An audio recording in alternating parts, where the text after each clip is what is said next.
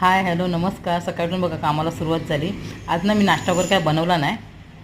मिस्टरांच्या टिफिनसाठी आज मी ना मशरूमची भाजी आणि चपात्या बनवल्या.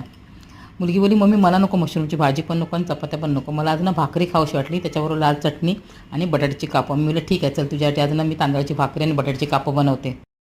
भाकरीचं पीठ होतं माझ्याकडे म्हणून तिच्यासाठी ना मी 2 भाकऱ्या भाजल्या आणि ना बटाट्याची कापं पण बनवली. आणि चला पटकन आता तिला जेवायला वाढते. जेवण तयार झालं, तिला मी आता ताट तयार करते.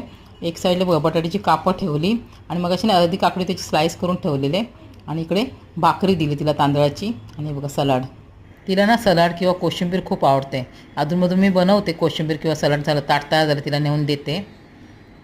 मिशोवरून ना मी फर्स्ट टाईम ना हा बघा ब्लाऊज मागवला.